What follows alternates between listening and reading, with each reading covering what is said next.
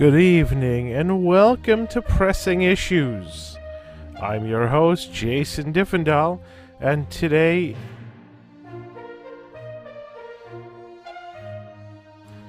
is Sunday, December 20th, 2020. How's everybody doing tonight? A little bit of a bonus show since I wasn't sure that I'd be home in time. I flew home from Orlando today. Woo! Welcome home. Made it How in was time. Orlando? It helped that Electrical Water Pageant preempted us for the first hour. But it was good. Orlando was good. We had great weather for our golf tournament. More about that later. Orlando was great. We had the WDWNT Christmas party. That was fun. Oh, I hate you guys. I wanted to go to that. I mean, you could have come. Yeah, but Someone said that the company would not comp. Someone said the company would not comp my flight back to Tokyo, so I couldn't go. That is correct. People want to see your hair, Spencer. My hair looks great today. I'm happy with it. Hi, everyone. I love, this looks, there's a little thing right there. But other than that, I think my hair looks great today. So I'm glad everyone's interested. Good morning, everyone. How y'all doing today? I'm Spencer. I live in Japan since apparently we're skipping introductions today. Jason, do you want to jump in here? Nope, it's a Spencer show. That's what the audience wants. I'm just putting your name up all right. So people can see you. That's all. Any packages coming today? Hi, I'm Spencer. Yeah, actually, I'm supposed to get some more crap for Tom in the mail. I ordered him this. I don't know what it is, but it's like this really old thing from the 80s here at Tokyo Disneyland. And then there's also a Pooh's Honey Hunt grand opening pin coming in the mail either today or tomorrow. Yeah. He complained to me a few months ago that he didn't have a lot of Honey Hunt stuff when we did the Pooh's Honey Hunt Back to the Future, which, by the way, you should watch if you haven't yet. It's really interesting. So I was doing my shopping thing and looking for stuff. And I saw all this Honey Hunt grand opening stuff. So I got some of it over there already. And some of it's coming in the mail still. I just bought him a set of towels that say Pooh's Honey Hunt on it, grand opening. So that's the life of the Spencer right now. That's good. We need towels in the office. I hope we'll be able to use them to dry our hands. I'm sure it'll be like Tom with his pens, where you can't write with the commemorative pens, and you can't dry with the decorative Honey Hunt towels. Yes. All right, let's introduce our other panelist here, David Smith. Hey everyone, David. I'm David. I don't live in Tokyo. I live in boring New York. Sorry, and I don't buy stuff for Tom either. New York is cool. Ashley's gonna. New York City is my. Ashley's going to be New York City is my second favorite city in the world, David. Besides so don't Tokyo. Feel bad. Tokyo? Besides Tokyo. What about Osaka? Where does that come on the list? Maybe number 5. I like Osaka. The problem with Osaka, the problem with Japan in general, just a really quick non-Disney, non-Diffendahl rant. The problem with Japan is that every big city is exactly the same. So they all look the same. And the things that are different are how the people act and the food and the shrine looks different. A lot of cities in Japan were designed in the same time and they really all popped up at the same time. So I like Osaka. The food is a lot better. The people are nicer. And I'm very excited because I'm going this afternoon. This week, I got invited to the Super Nintendo World Annual Pass Holder Preview. I actually get to go on the very first one on Wednesday morning. I'm going to be the first general public person in Super Nintendo World, along with probably 1,000 other people. But yeah. Cool. We're going to talk about Super Nintendo World in a little bit.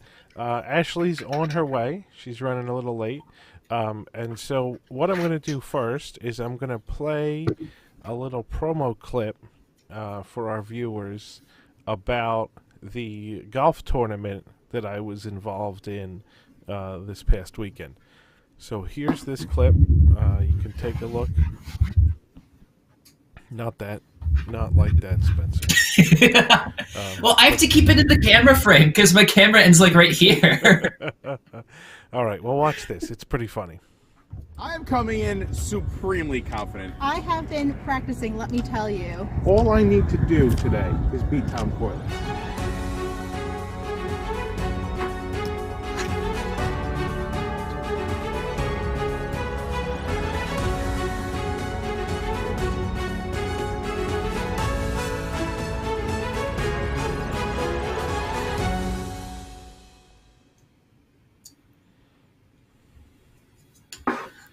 So looks there we cool. go. That was our golf tournament, first golf tournament of a series that we're going to be doing, and so we did that on Saturday. It was a lot of fun. It was quite hilarious, and yeah, you'll have to tune in. So the broadcast premieres December 24th, Christmas Eve at noon Eastern Time. And so, yeah, you'll have to tune in to see whether I actually beat Tom Coyle or not. But it's pretty fun. We had a good time. We're already planning the next couple of episodes of that, so you'll be getting more throughout 2021. All right. And you guys rope dropped that, right? Well, so The that's course that funny. Funny you're you should supposed to at mention least. that, David. Funny you should mention that. The plan was to rope drop Winter Summerland, but 5 of the 6 golfers showed up on time, and then 1 was late, and I'm not going to say who, but 1 was an hour late, and then... Just a hint, I'm sure that person's name starts with P and ends with Each Carney. No, it's not. Eat Carney was there on time. Wow, that's a first. But so yeah, we didn't start on time. But the other thing that was really surprising to me was that there were like 15 families there at 10 to rope drop Winter Summerland. So it kind of worked out okay because we let them all get started before we came in. But there was an amazing number of people arriving before 10 a.m. to play. That surprises me. Yeah. Miniature golf at Winter Summerland on the Saturday before Christmas. Really, really surprised me. I was rather amazed. We totally didn't expect that. But I've never been to Fantasia Gardens or Winter Summerland. What's that? What are they like? Like, are they good mini golf courses? I mean, what's a good mini golf course? Well, I mean, it has to be fun and kind of kitschy a little bit, you know? Yeah. Like, you know how mini that. golf courses have like that cheesy charm, you know? Yeah. It has all that. Yeah, I mean, on the mini golf course scale, they're definitely near the top. They're not a theme park, though. But, All right. they are definitely top of the They're good. line mini They're good. golf courses. They're very good. If food can be a theme park, then so can mini golf courses. Yeah, but food cannot be a theme park, so. That's true. Food can't be a theme park. All right. Let's start off, since Ashley's not here yet. Welcome, everybody who tuned in here after the electrical water pageant live stream that Tom and Eric just did. But let's start off talking about Super Nintendo World because Ashley's not here yet and Spencer's here, so we can let Spencer talk all about Super Nintendo World and what he's going to do the next couple of days. Okay. Well, I'm sure that everyone who like is in the theme park world and the gaming world all came together this week to watch Shigeru Miyamoto do the Super Nintendo World Tour the other day on the Nintendo Direct, which, by the way, I did not want to watch.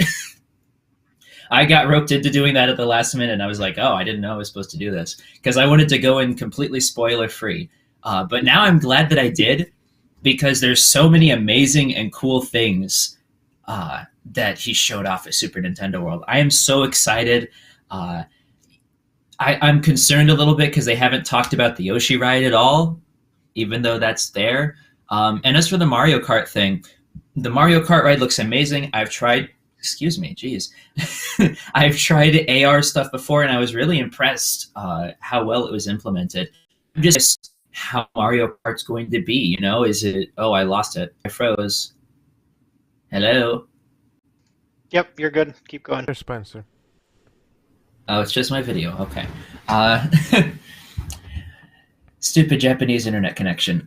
So I'm just curious how Mario Kart is going to be. You know, is it going to be a slow-moving dark ride with the AR goggles? Is it like a roller coaster with AR goggles? You know, that's something I'm really curious about, and I hope we find out soon. I will find out on Wednesday.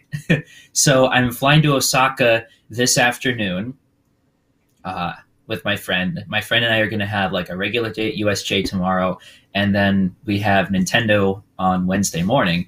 We are going to be on the very first preview of the land, which I think I mentioned earlier. They're doing AP preview starting Wednesday.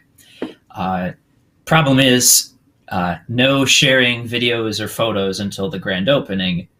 So you're going to have to wait a little bit for some reviews and spoilers of stuff. I'm going to see what I can do. They're going to let you take them, though, right?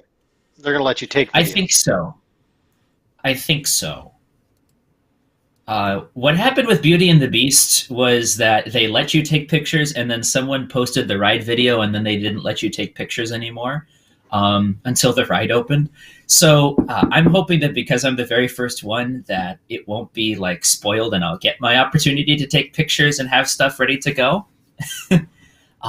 All the food just looks incredible. I don't know if you guys saw like the pizza bowl that looks like a mushroom, and they've got the cake that looks like a question block.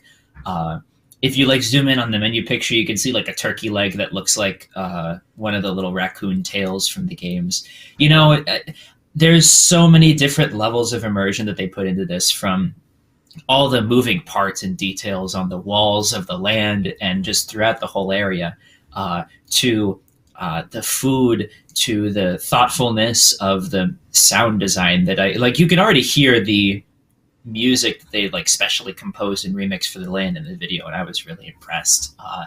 Just all these different things that they put together, and the crazy thing is, you know, we have our doubts about some projects. Like, disclaimer, I've never been to Universal Orlando, but you know, I'm curious how Velocicoaster is going to turn out. I don't know. I'm concerned a little bit with like how Kung Fu Panda Land's going to turn out in Beijing, because that's a whole new thing. I was worried about Beauty and the Beast until it opened, even though people had told me the ride was good. But with Nintendo's one of those brands that I feel like you can generally have faith in, and that they're not going to put out a bad product, Wii U aside. I mean, people thought that about Disney at one point too. Well, you know, I still think that about Tokyo Disney. I have no doubt that Fantasy Springs is going to be cool. And even with some of the things they're building now, like, I really do think Guardians of the Galaxy is going to be cool. Whether it belongs in Epcot is another rant entirely, but I think it's going to be cool. You know, but I always had faith that Super Nintendo World was going to turn out well. And judging by everything we saw, I think it was on Saturday, Saturday. I can't remember what day it was for you guys. Judging by everything we saw a couple days ago, I really think this is going to be something special. I think that Super Nintendo World is going to solidify USJ as a place you have to visit when you come to Japan. When you come to visit TDR, now you also need to go to USJ. Because up until now, the only things that's special that they've had, like, they still have Terminator and Jaws, but that's not enough for everyone, you know? We have the same Wizarding World as in, 3 other parks. We have the same Jurassic Park River thing. We have a lot of the same stuff. There was never really anything to motivate people to visit. And I really think Nintendo is going to do that until it opens in Hollywood. So, real quick, why don't you go over, for some of our viewers who might not be super familiar with everything that's coming, just real quick go over what are all the major rides that are going to be in Super Nintendo World, and then talk about when it's coming to Hollywood and supposedly Orlando and things like that? Well, the Shigeru Miyamoto confirmed in the live stream that it's coming to Hollywood, Orlando, and Singapore. But there's been no dates, as far as I know, for any of those. I know construction's already started in Hollywood. There's been some pictures that have come out here and there of construction in Hollywood. Judging by their progress, I'd say 2023, probably. That's It took that's them the 3 target years for to build this. Florida. Because they Well, it they took wanna, them 3 years. Sorry, go ahead. I was just going to say for Florida, they're targeting 2023 because they want it to open up the Epic Park. So Yeah. we'll see if Well, they meet that's that or not. Yeah. That might be a tough one to meet. It took them 3 years to build this one, so I would imagine that 2023 for Hollywood wouldn't be an unreasonable guess. But in the land, there's going to be 2 attractions. There's Mario Kart Koopa's Challenge, which is an AR ride. You wear AR goggles, and you're supposedly going to like race around and be able to throw items at other racers and stuff like that. Virtual items, of course. And the idea is like it's this really dynamic and interactive experience to the point where you're not even guaranteed to win the race. Someone else could win the race. It could be a character, it could be another guest. You know, it's going to be different every time. And then there's Yoshi's Adventure, which I think is some kind of omnimover that just circles the land a little bit, kind of what we were promised for Galaxy's Edge. Those are the 2 rides that are coming to Super Nintendo World. And then, of course, there's the restaurant, shops, and there's going to be meet and greets. There's a lot of integration as well with this wristband thing called a power-up band, which they've got these different designs themed to Mario characters. It's really cool. There's an article on the website if you want to see more. But like there's a lot of these interactive elements in the land where there's like touch points where you can collect coins or little gift things. And it all hooks into the USJ app, so you can like track your progress and compete with other guests. And there's a little leaderboard and stuff. There's even like little question blocks, like in the Mario games, where you hit your band and you get coins. They've built all these different layers of interactivity into Super Nintendo World. It's super exciting, and I think back at this and I'm like, isn't a lot of this what we were promised for Galaxy's Edge? We were promised this deep layer of interactivity and integration into the IP, and we were promised an omnimover around the land. all these different things that it seems like Universal saw those and were like, oh, we should do that, and actually went through and followed through and put them all in Super Nintendo World. You know what else I think is really interesting? And so I spent some time in Universal Studios Orlando this morning before I hopped on my plane. And they have a lot of Christmas merchandise out. And they have a set of Christmas ornaments with E.T., King Kong, Back to the Future, Jaws, and it's just so amazing that people will still buy this merchandise that's based on attractions that aren't there any longer. And I love Jurassic Park, so every time I go, whatever new Jurassic Park merchandise is out, I will get. And there's a really cool new stein, like beer stein, out now for Jurassic Park. And they came out with Jurassic Park masks also, so I bought them. And it's amazing for what's a 30-year-old movie that people still love that merchandise, and they will still buy it. And I think Nintendo World is going to be very similar to that. I mean, obviously, Super Mario Brothers is a 30, 40-year-old franchise at this point, and they're building new attractions around it, and people are very excited. Whereas Star Wars is another 40-year-old franchise that people like, and they're building attractions around it, and people were excited until they actually rode the attractions and went into the land, and then it was kind of like, oh, this isn't quite as exciting as I thought it was. So this is where I think Universal absolutely is going to have a leg up on Disney, because they know how to use and utilize these decades-old favorites to make people really excited to come and then not disappointed once they get there. I think that's really the key.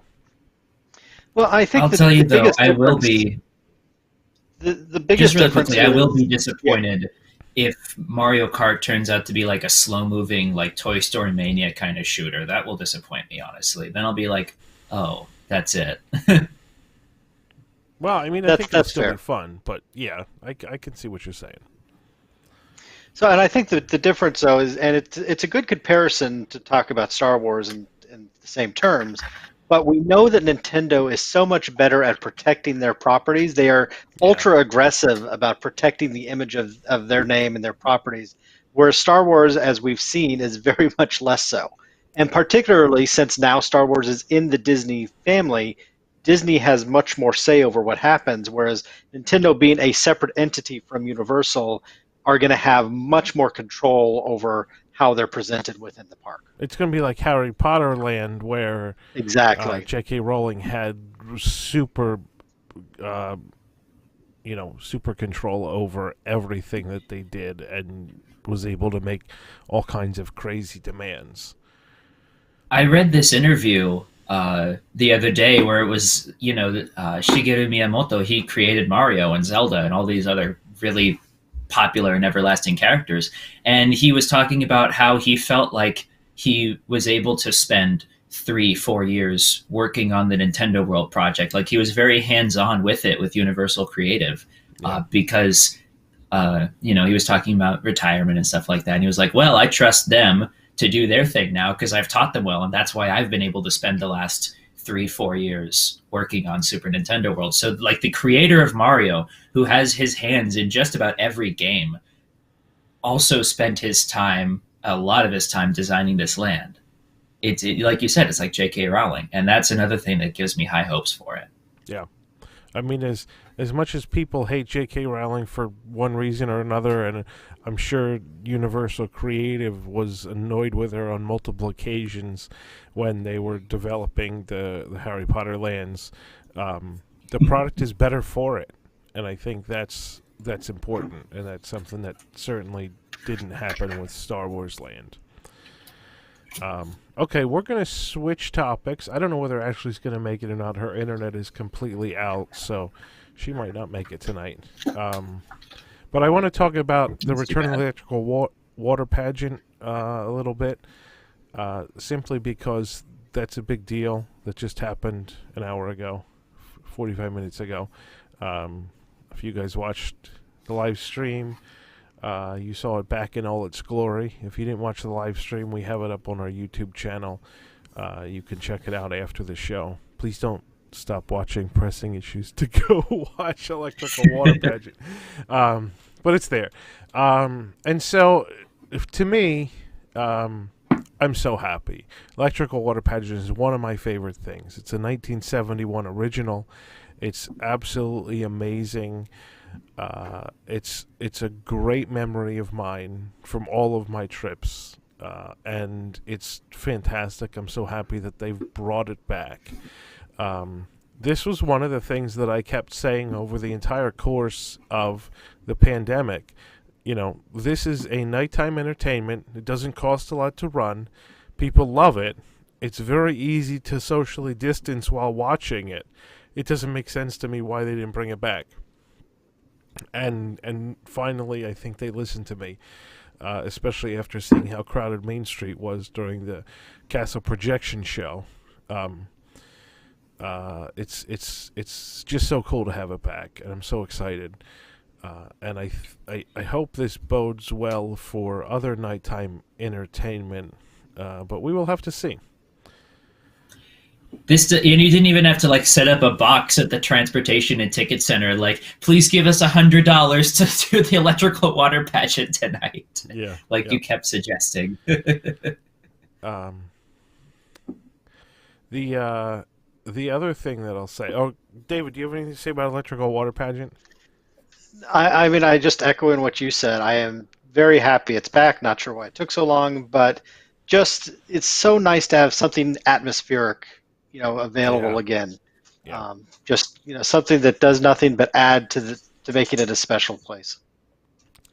I want to Yeah. go on a bit of a rant about other nighttime entertainment for a Oh moment, boy. and then David, I know Marcy wants to come on to talk about the whole Abigail Disney thing, but before she hops on here, I want to go on a bit of a rant. So I spent a day on Thursday at Epcot, and I walked in through International Gateway, and the first thing that I saw was the Harmonious barge, and I was Ooh, the chocolate taco. I don't even know. I was like staring at it in disbelief because I will tell you that all the pictures that we have on the site are absolutely not anywhere what it looks like in person. The pictures on the site make it look big. It's enormous. It's gigantic. It it towers over everything in World Showcase Lagoon. This thing is like 5 stories high. And it's just, and there's going to be 4 of them. There's only one of them out there right now. There's going to be 4 of them for this show. And it is monstrous. You can't see. Did you just say 5 stories tall? Something like that, yeah. It's very close to that tall. Yeah. It's Oh my big. god, why? It's big. And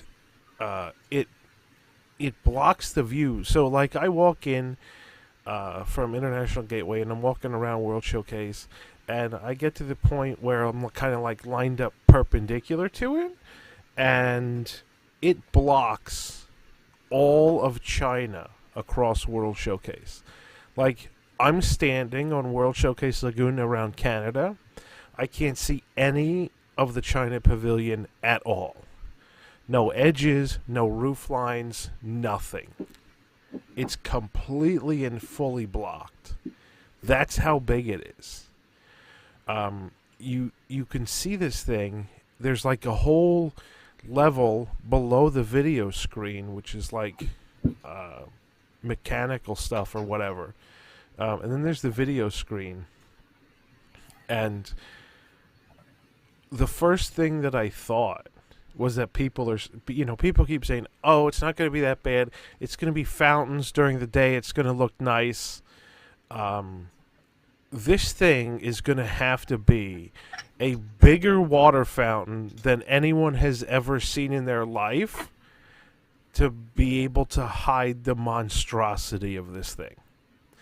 Like, they're going to spend hundreds and hundreds and hundreds of thousands of dollars on electricity to run the water pumps, to run these water fountains, to hide these enormous barges. That's how big it is. You cannot imagine how gigantic this thing is in the middle of World Showcase Lagoon until you see it in person. It's enormous. And I can't understand how, you've got the beauty of World Showcase and you can look across the lagoon and it looks fantastic, and this is just going to completely ruin it. And there's only one of them now, and it ruins a lot of views across the lagoon. When they put all 4 of these things in, it's going to be ridiculous. And so I was speechless at how big it is. And I can't imagine that they're going to be able to hide these things with water fountains. And then my other issue is that, okay, so they have 4 barges. They're going to hide these with water fountains during the day. Those water fountains are going to be running from like 9 a.m. to 8 p.m. every day, they're going to break. There's no question they're going to break. And so how are they going to keep all these things running? They're not going to have much time to do maintenance if these pumps break, and then it's going to ruin the look of the water fountains that are there and designed to hold, to hide the monstrous structures of these things. So it's worse than I thought. Like, I thought from the pictures this looks bad, but it's worse than that. It's terrible. And you can't move them. These barges are so big, and they require so much electricity and piping that they're essentially fixed in place. You can't actually call them barges anymore because they're fixed in place. They're not movable anymore. They're not movable like the Illuminations barges were movable.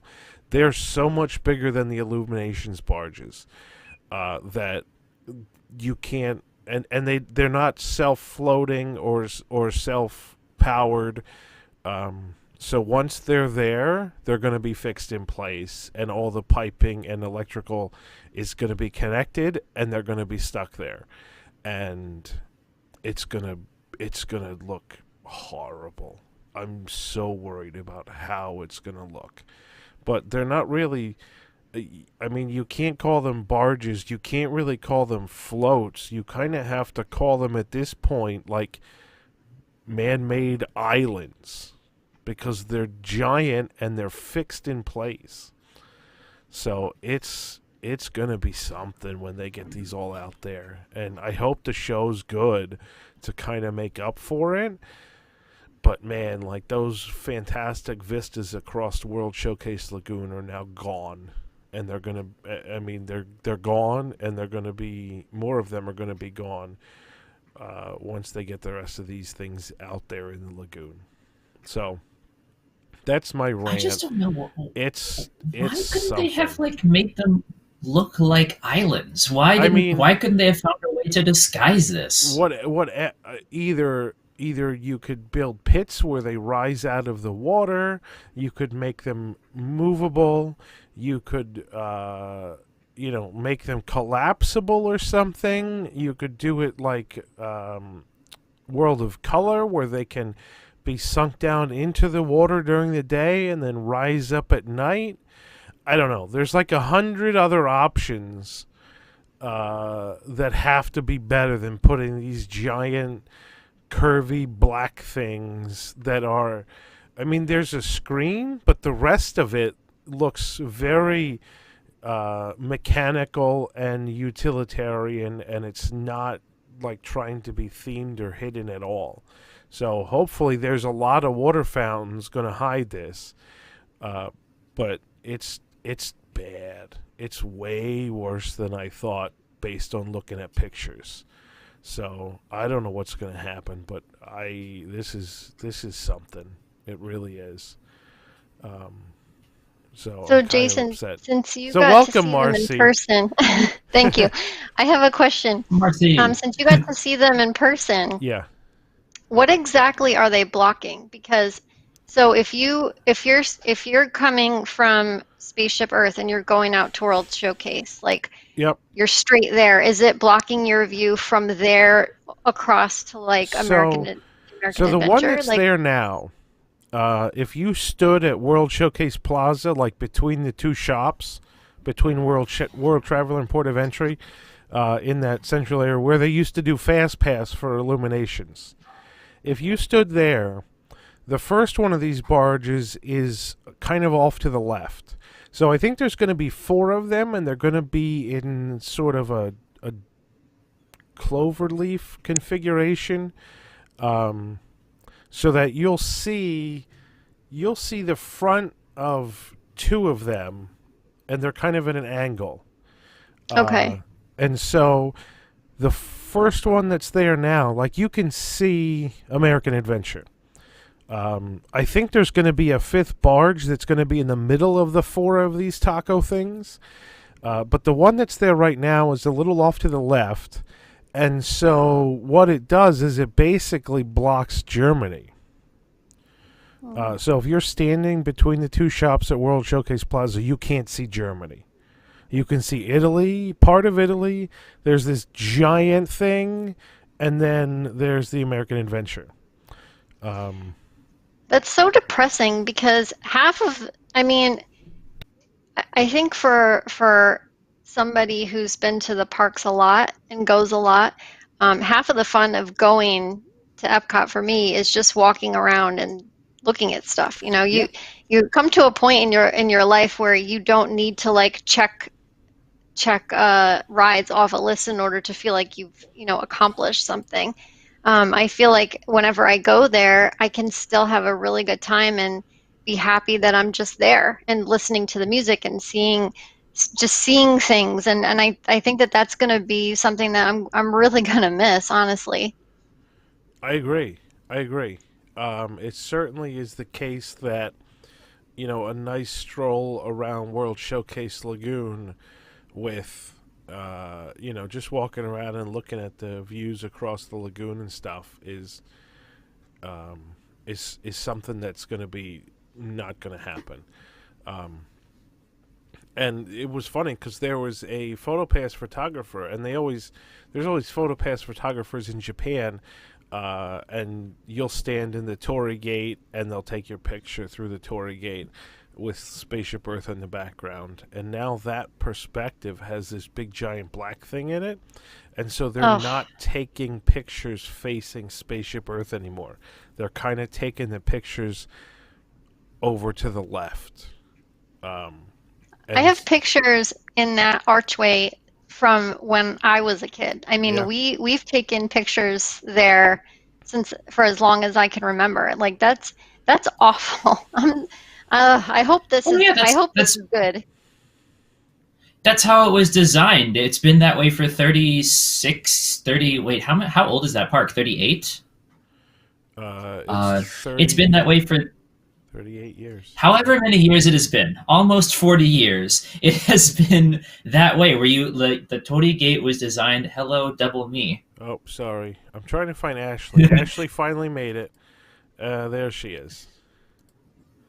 Hi, Ashley, we can't hear you. There, I got her. Now Finally. Sorry. Oh. Yay. Also, is your light off?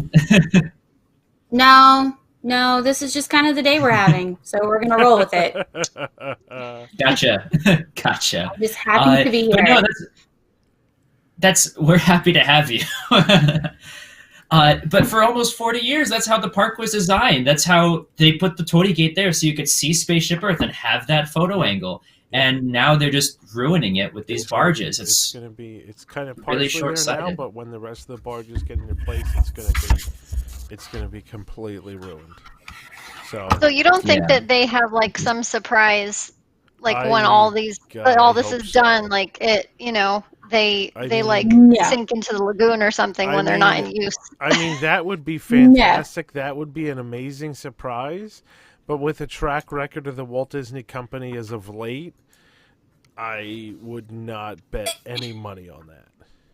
Well, not only that, but they've already said that they're going to they're doing the fountains to hide them. Like, I don't think that they would have at least tried to put that out there to quell people if they had any kind of intention of using anything else or having them sink or something like that. Like, but do you realize how much water they're going to need to pump through to cover that thing? Yeah. It's not going to work. It's not going to work at all. The pumps are going to break. The water fountains aren't going to work right. It's going to be, I don't know, but it's going to be bad. It's going to be bad. It's going to be awful. So, that was my rant for the day. I want to switch gears now because Marcy's here, and I know Marcy wanted to talk about this Abigail Disney thing. And we're going to talk about that. And we're not going to go much past 10 o'clock because 10 o'clock is our usual stopping time. And Spencer has to catch a plane to Osaka. So we're going to stop right around 10 or maybe a little after 10. But I think we have enough time yet to talk about this Abigail Disney thing that Marcy wanted to talk about. And I was reading this, and I just have to go point out my favorite quote from her, Marcy, and then I'll let you go on your rant for the day. I wonder if it's the same quote that was our favorite. Go ahead. Go ahead. This is Abigail talking about Bob Iger. He is a nice man and a great manager. But his strategy from day one was to buy Pixar, buy Lucasfilm. He was a purchaser of creativity. It was extremely disappointing to see a person who'd never held a creative job in his life take over the company. It is just a business. It's the deli.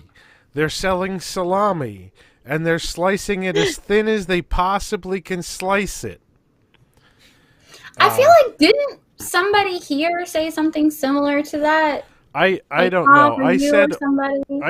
I was laughing about this, and I don't remember if we were on News Tonight or this might have been beforehand or whatever.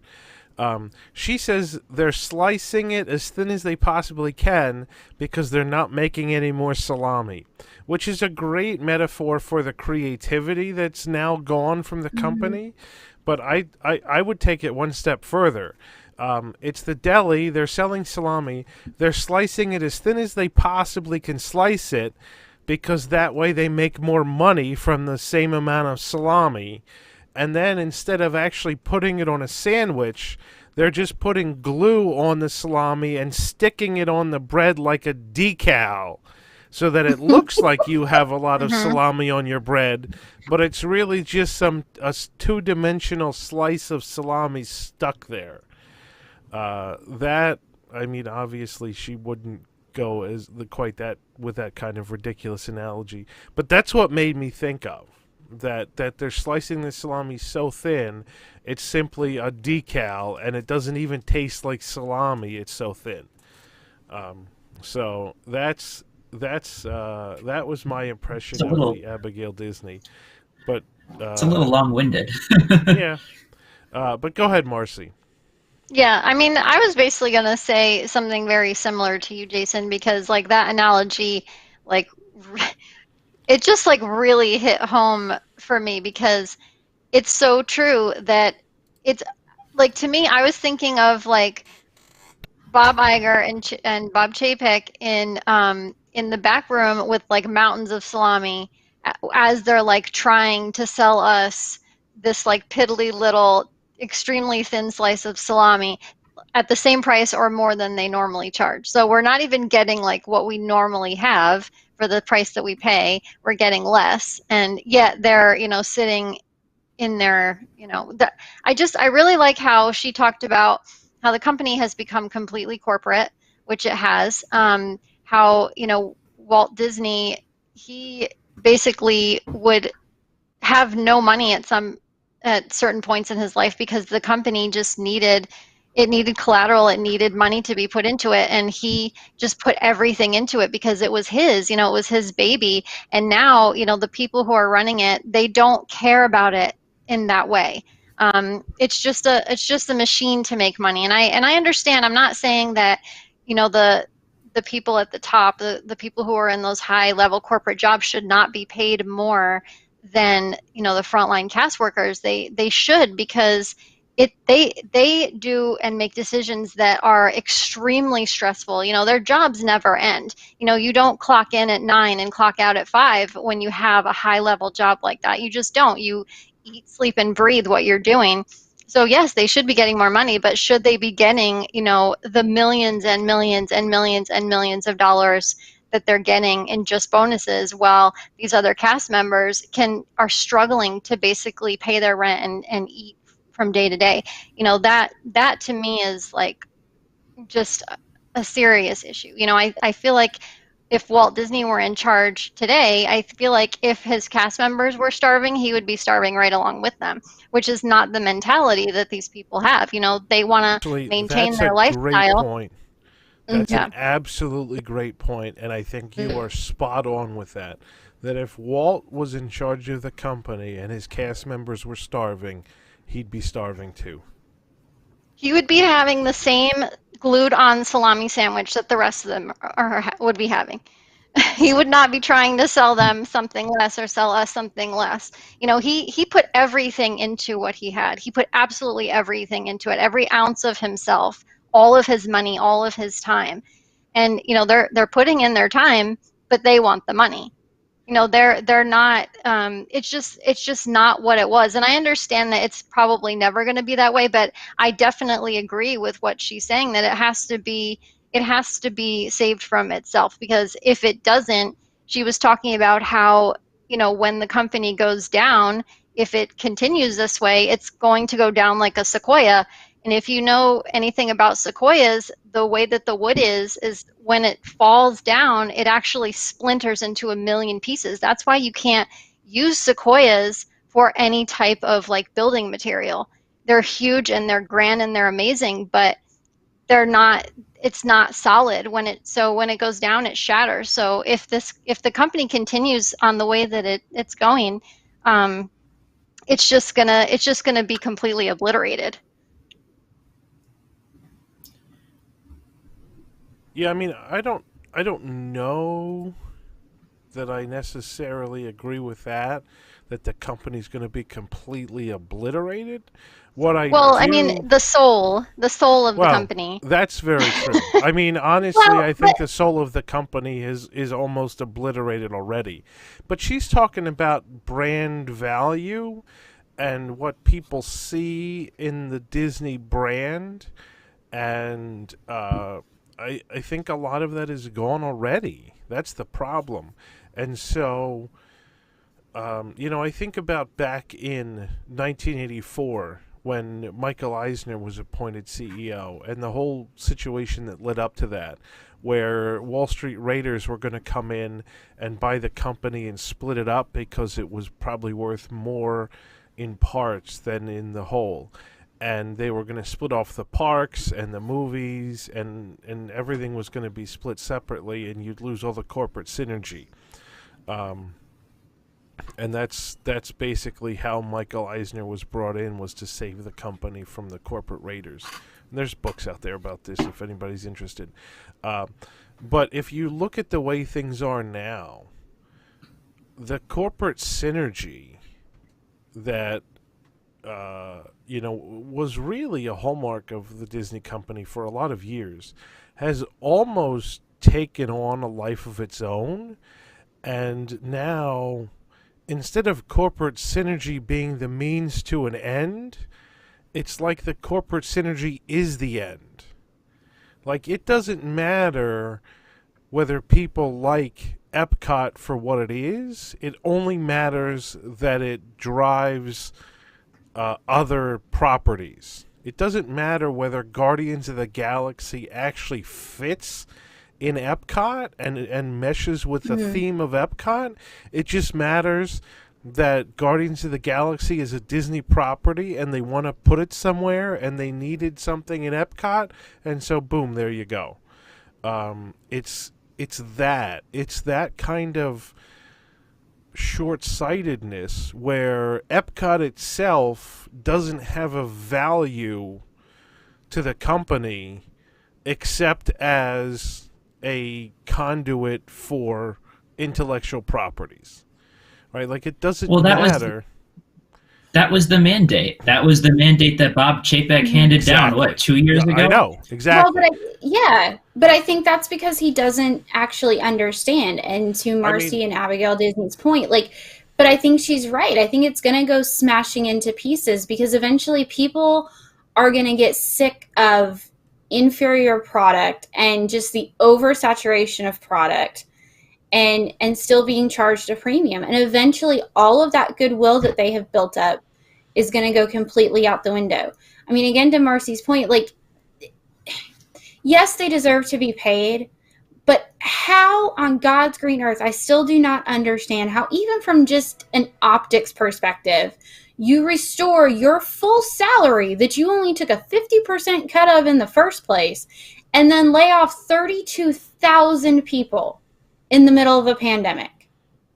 And they're probably still not done. How can you fathom that? People who were already, not making the greatest amount of money in the world to begin with. They were barely making enough to live. Right. And I mean, the only thing that they really had going for them was that you were maintaining their healthcare benefits in the middle of a pandemic. And now that's just completely gone. And I don't understand how even anybody with a conscience could do that. Like, yeah, I still deserve, X amount of millions of dollars.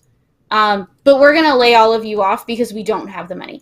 I can understand if they weren't taking, bonuses, they weren't taking salaries, they were taking pay cuts, and they were like, hey, sorry, guys, we still can't afford to keep you. That would be one thing. I mean, Spencer and talked like Marcy about this said, a like while ago with how the Oriental Land Company has been doing things. Exactly. Yeah. I mean, and I think, I agree with Marcy. Like, that's what I feel like Disney would have done.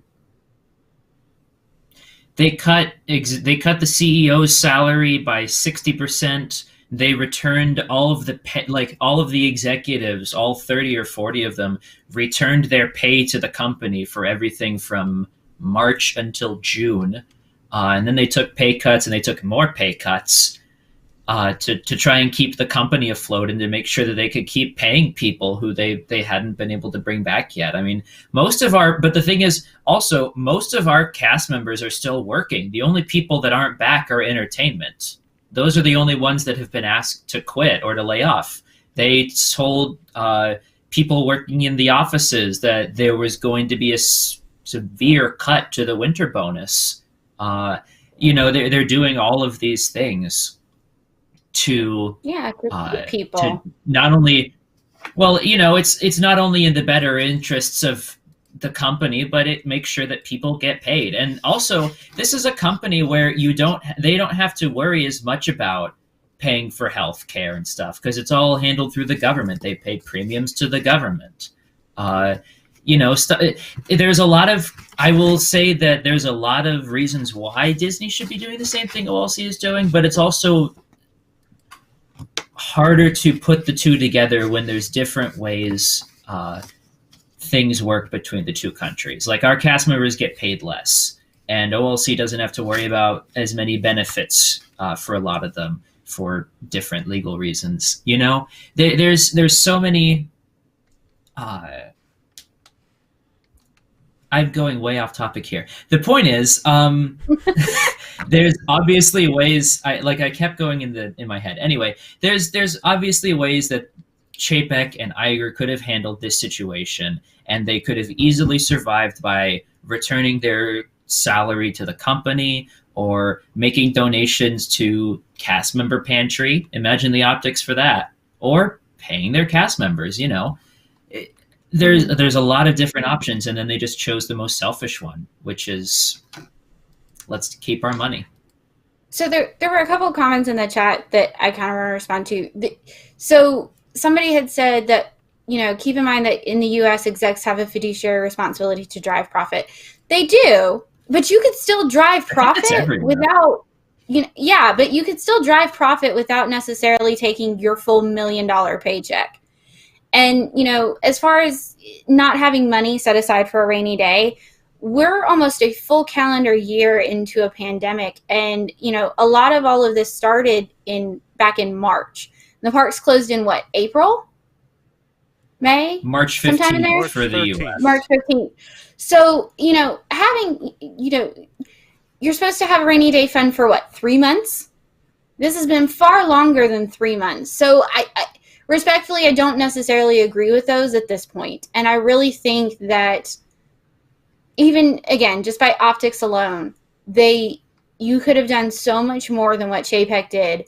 And again, just the fact that in 1 week, not only did they restore their full salaries, but then turned around and laid all of these people off. And then used it as a political game in California to try to pressure Disneyland to open. Which didn't even work. Yeah, and back in the day, I haven't necessarily agreed with all of Abigail Disney's, thoughts about the company, but I'll give it to her. I wholeheartedly agree with her on this one. They need to be saved from themselves. I wonder, unfortunately, if it's I don't going to have Roy or somebody that cares enough who's going to go in there and stage the coup the way that they did in the past when they brought in Eisner, or even when they ousted Eisner.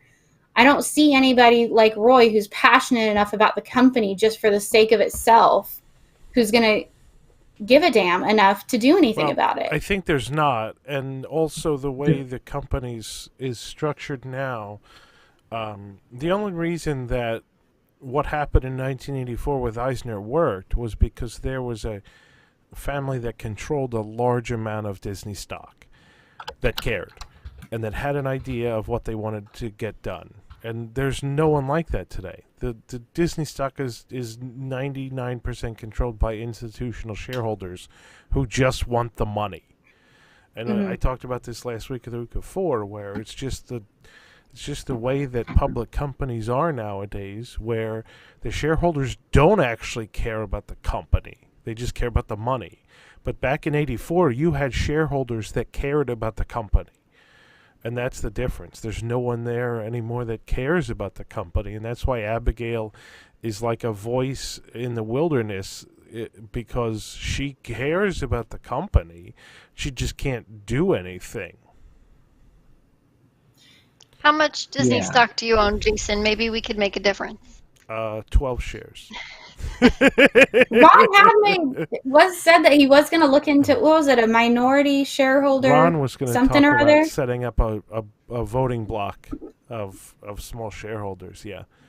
But I don't know. I haven't heard anything about But that I in think a while. it's unfortunate, but I think it's going to have to start being the fatigue. Like, people are going to have to stop going to the parks. I think they're going to have to, quit doing, supporting the company for anybody to actually recognize that there's a problem. I think that's actually absolutely going to happen, is that I think it is too. when this pandemic is over, people are going to see what they get for their money at Disney. And, I mean, even if they see what they get for their money at Universal, like I said, I spent a couple hours at Universal today. We had entertainment. We had walk-around characters on stilts that were holiday-themed. We had a big street party thing where people came out dressed up as, I don't know, random weird animals and were, like, dancing on a stage and stuff. Like, they had actual real entertainment. And, of course, since they reopened in June, they've had the Bourne Stuntacular, which is a great stunt show. Full of, entertainment cast members. They've had entertainment. They haven't cut it completely. They do the nighttime stuff now that it's Christmas. So, I think when you look at what you pay for a Disney vacation and what you can spend that same amount of money on,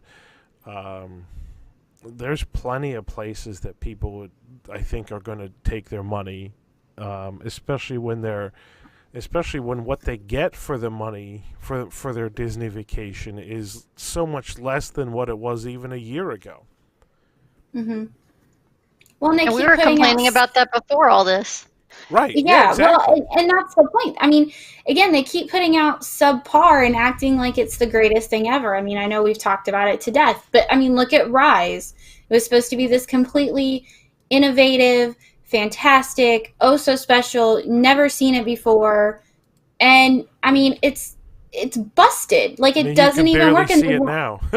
Yeah, I mean, I've never seen it before, but you could barely see it now. Mm-hmm.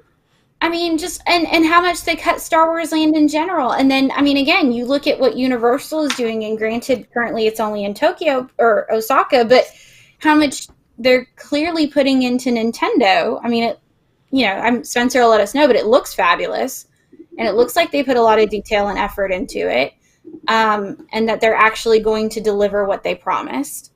And, I think you can only overpromise and underdeliver so many times before people just say screw it and they're done. Yep. And Disney has burned the bridge with most of their recent launches. I mean, Toy Story Land, Mickey's main Runaway Railway, well, and the main attraction, but Mickey's Runaway Railway and Star Wars were all completely overpromised and underdelivered on. And their excuse was, even before all of this started, sorry, we didn't, we had to budget cut. Well, if you knew you were going to budget cut, then why the hell did you promise all this stuff? Or why did you make us believe that all of this was coming? Right. Like, and then sorry, we had the budget cut. Sorry, we had the budget cut is not an excuse that I or any other customer should accept. No, because all that means why is would it's you poor promise planning. that? Right. Why would you promise it if you weren't going to do it? Yep. It's ridiculous. And I feel that's like going to we've come back to beaten haunt this- them.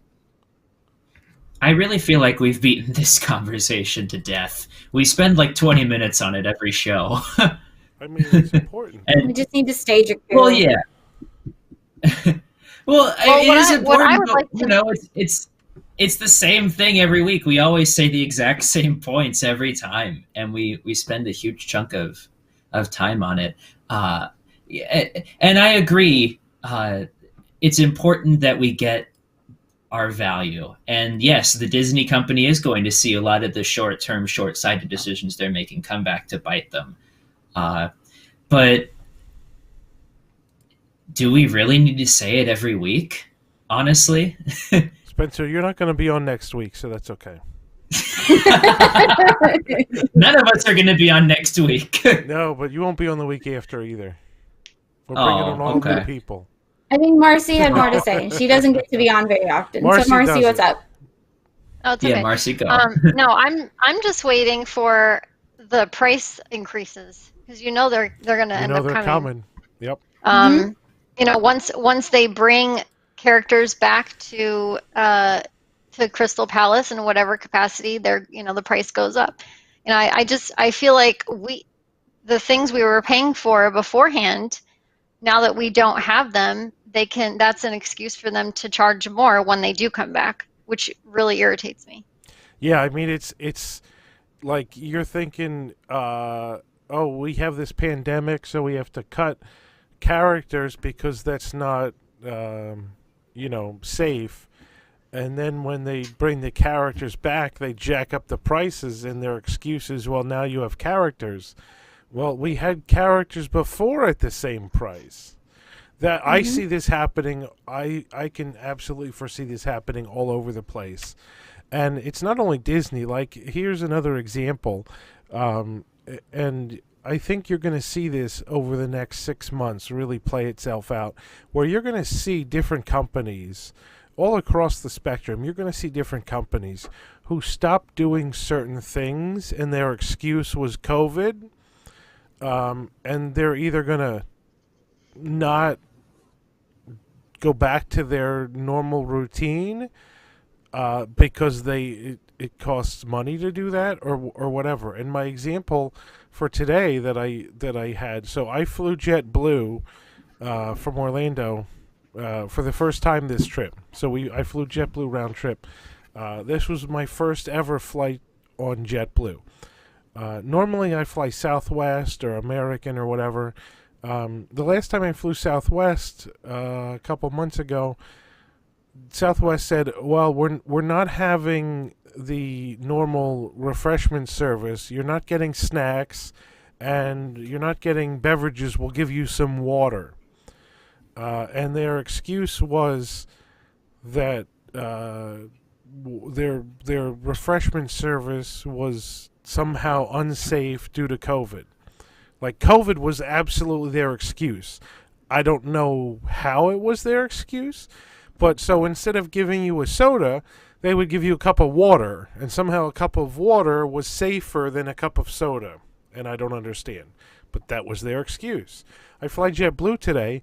JetBlue gives you snacks, they give you a whole can of soda, and they'll give you a cup of ice.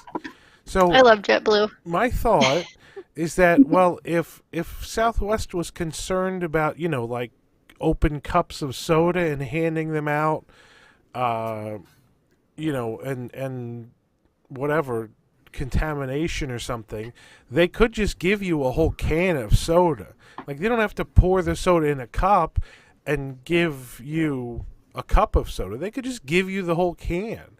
And then you could use a wipe and wipe off the can or whatever if you wanted to, right? And so I think the problem is that all these companies have cut things, and their excuse has been COVID. And COVID was a poor excuse for cutting certain things, because when COVID's over, people are going to say, well, let's bring back the snacks. and Southwest isn't going to want to because they saved a whole bunch of money by not giving you snacks. And so now there's going to be this reckoning with the consuming public where, they realize that these companies made an excuse to cut things that didn't really need to be cut. There were plenty of alternative ways to do what they used to do, and do it in a safe fashion during a pandemic. So Southwest would bring you a cup of water with some ice in it. Having an open cup of water that they walk around with and hand to you is just as unsafe as a cup of soda. It's not any worse. In fact, soda might be safer because it's acidic, and it could be that the virus doesn't survive in acidic environments or whatever. Yada, yada, yada. But anyway, there's no scientific rationale for saying we can't give you soda during COVID, but we can give you water. I think I can actually refute that a little bit because with Sorry, Southwest, Spencer. You're breaking up, Spencer. Sorry. But when they come down with the drink it. cart, the thing is, well, I'm not gonna go through the whole thing, but my thought process on this is with Southwest's drink service, they stop and they stand there while they take 6 people's drink orders, and it takes time, and you have to do the talking, and you don't want to talk because that's how you spread droplets. It's probably a lot easier and more sanitary to just give everyone water so that they can just go, you don't have to stand there breathing in 6 people's air, the same 6 people's air for 3 minutes while you serve everyone. I will say, though, if they don't bring back peanuts, I will never fly Southwest again. That is an iconic part of every Southwest flight for me, and I'm sure everyone else who flies Southwest regularly will agree with me on that. Except for those that are allergic to peanuts. Yeah. But, if you're that allergic to peanuts, you should be carrying around an EpiPen anyways. But yeah, so you think talking is the reason that you can't have people ordering soda? I think that having one person stand there for 2 or 3 minutes taking everyone else's orders, but it's see, a risk. Southwest does it. That's a stupid way to do it to begin with. Why does every other airline on the planet have a cart with sodas in it, and you tell them what you want, and they hand you a can of soda? Southwest comes and they take your order on a piece of paper, and then they leave, and then they come back 5 minutes later with a tray of 12 cups of soda. That's the most moronic thing I've ever seen. Because Right, a and 2 what if liter they of get soda soda is in it? cheaper than the 6-pack of Right. cans, Right. Jason. That's And, why. I don't because water is wait, no, even no, cheaper hang on, than soda. because whenever I fly on Southwest, even a year ago, I flew on Southwest, and if you ask for cans, they give you cans. It's They not still about have the cans. it's a 2 The liter of cans are in the soda or back. whatever. I don't think it's a 2 liter, Marcy. No, it's not. I'm just saying they do share though. Right. I have been on. I can't remember what airline it was, but they opened the can of soda. They poured a glass, half of a cup of soda, and Right. gave me the cup. And then whoever asked That for was- next time who asked for Right. Coke, they would give them the That's other the half other of my half of the can of can. soda. Which is why JetBlue was spectacular, because they gave you the can, and if you wanted ice, they gave you a cup of ice along with the can. And some airlines, That's quite what a few Southwest airlines always has used done to for do me. that. A lot of them cut That's back. I've always had that experience on South. I haven't flown them in the pandemic, but that's always been my experience. If you ask for the can, they give you a cup of ice and a can. Even a year ago, that's how it was. But you have to ask, as opposed to they just hand you a can of soda. But whatever. I don't want to. This is an extra additional bonus rant for people tonight because we're going away for 2 weeks. So that's that. But we're at 10:15. I know Spencer's got to catch an airplane, so I want to let Ashley and Marcy talk if there's anything else they want to talk about with Abigail Disney, or otherwise we'll wrap this up for 2020. I think I'm good. Yeah, Ashley ran this week. No, I don't missed think my there's anything. opportunity. It's fine. There'll be plenty more, I'm sure. Yeah. All right. So let me just recap for our listener. Actually, I'm going to play this commercial again because it's really funny, and for maybe people tuned in who weren't here at the beginning of the show and didn't see the commercial. So I'm going to play the commercial, and then we'll come back and we'll wrap things up. I am coming in supremely confident. I have been practicing, let me tell you. All I need to do today is beat Tom Coyle.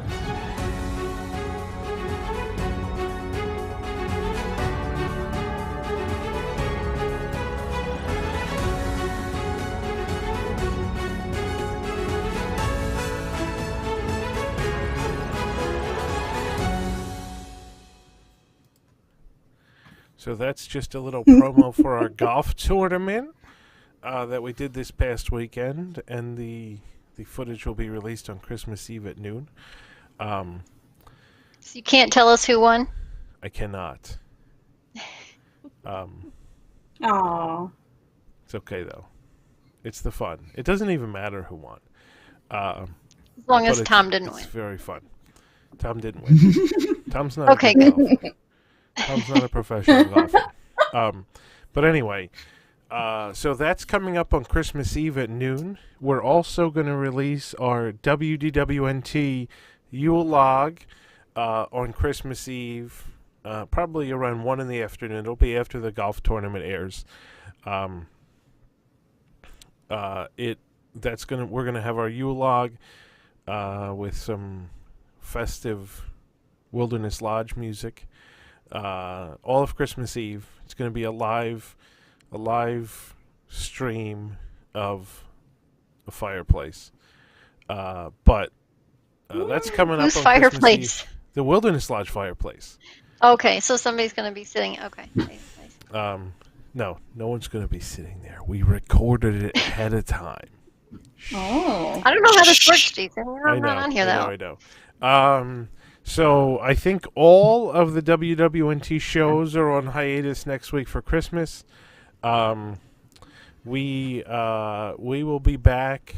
Pressing Issues will be back on January 3rd to start off 2021. We will have a number of new panelists who will be joining us, and they will rotate in and out. So we'll have a bunch of new panelists from the auditions. We're auditioning over 45 people. I think 40... For something like 45 people we're have signed up for auditions. I know. We're more than halfway through. There's 2 more auditions this week, and then we'll make some decisions. But we're going to bring on a fair number of new people who have done really well in the auditions. A lot of people have done so well in the auditions. I've been super impressed with everyone who's auditioned. I think it's been great. It's been so much fun to sit and listen to them. But yeah, so we'll be back on January 3rd at normal time, 8 p.m. And we'll see what happens over Christmas. Maybe we'll have a lot of news to report, or maybe not. I don't know. We'll see. But that's that. I think I'm looking at and watching the chat. There's not any other. Subscribe to WDWNT Entertainment. Hit the subscribe button, hit the like button, and then head over to WDWNT.TV, which is our entertainment YouTube channel, because that's where the golf tournament is going to come out on Christmas Eve. So you got to go over to that channel and subscribe so you get that notification. And then you won't have to remember. Just so I can make Wolf happy, watch the Geekly Kingdom Christmas special. It's on there. We just did it yesterday. It's a good show. Watch Geekly Kingdom. Spencer is promoting his own show. It's not my show. It's Wolf's show. Yeah, but you're on it, and you're promoting Wolf's show on my show. No, that's fine. It's a good you show. should also go and watch, if you haven't watched the Tony's Christmas special from Thursday night. That was super fun and quite crazy, and that was nuts. So yeah, this has been a crazy weekend of things going on. But I want to wish everybody out there happy holidays. Enjoy your holidays. Enjoy some downtime with whatever kind of celebration you're doing, whether it's family or just staying home or socially distanced. But everybody, please be safe. And we'll see you in the new year. So, Merry Christmas, Happy New Year, and we'll see Happy holidays, everyone. We'll see you in a little while. Good night, everybody. Good night. Good night.